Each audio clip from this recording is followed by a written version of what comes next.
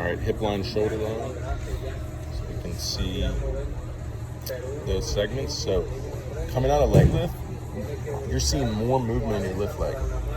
The movement needs to be the center of mass, the hips, right? You need to come out of leg lift, and it's getting this accelerated, like a jet going down the runway, right?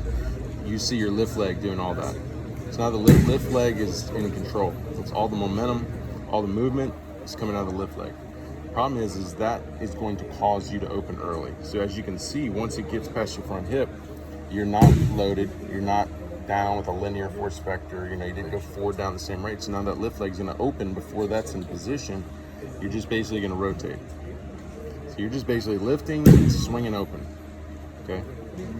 There's maybe a slight attempt to push, but it's too late in the movement, and it's not gonna create a lot of power. So you hit front foot, you did a good job as far as keeping the trunk countering against the hip, but what you have is, the reason for the stride is for us to build momentum, build the energy, and then just before we land to go into trigger rotation. So now that energy can go up the body. Because you didn't take the time to load and build the energy, you went right into rotation. Now you don't have the energy in your body. So now you're gonna be forced to overcompensate. So we're gonna overcompensate with the glove. So look at the glove, how far it's pulling behind your back here and across your body. That's what's actually trying to power your trunk around. We want this back hip to power it around. Even though you're separated well, there's just no power in this hip. So now you're having to go elsewhere to find that power. So if we look at the kinematic sequence, you can see, look at this. Even though positionally, and this is what people need to, if anyone's watching your video, this is what people need to understand. You can positionally, so if I take this away, you can positionally have a lot of hip to shoulder separation. Look at that, it's a decent amount of hip to shoulder separation. Even if we look at, let's see if one of them actually has the delta. Is it like the Tim Lincecum thing where you can choreograph it, but it's not the same amount of power? Exactly, basically? right. So if we look at let me try to find the delta showing your actual separation range. There it is, hip chest delta. You're at 56 degrees of hip to shoulder separation. That's high end, right? But the problem is when we go and look at the kinematic sequence, how all the speeds are peaking. So this is looking at what we call separation timing. Okay, we see it positionally separating, but is it separating in the sequencing of the speeds of each segment? And it's not. As you can see here, the red is the hip, the green is the trunk. They both peak at the same time.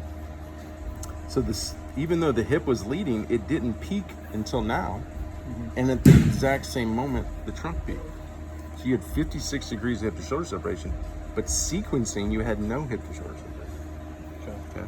And that's a great lesson, because it's understanding that you might feel. So the trunk and the back hip and the lower body, they're firing at the same time. Well, they're peaking at the same time. Okay. So I guess to be accurate to say they're firing in separation, but they don't create peaks of speed until the same moment, which is right here. Okay. So it's a good point to say that, and everybody wants feel. Well, what does it feel like to separate? Well, you're separating. I'm sure you're feeling separation. Yeah. But as far as the speed aspects of it, the separation timing aspects of it, it's not actually separating. So that's where feel can actually mislead you. Right. It actually has to be a powerful movement. It's got to be more like ballistics than choreography, is what I like to say, right?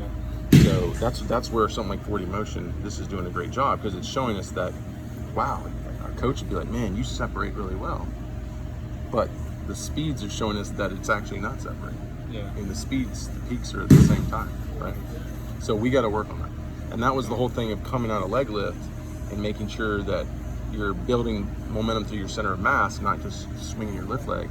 So when the hip opens, it's peaking, and then when the trunk comes around, it's adding to that peak, and that's not happening here because of the poor momentum out of your leg. And then do you think that's just mechanics and working on it with the the med balls? What we got to find out is it you don't activate force quick enough? Is it, or do you not? First of all, what did you fail to do? You failed to even get into that loaded position. You didn't get down enough. You didn't hold torsion.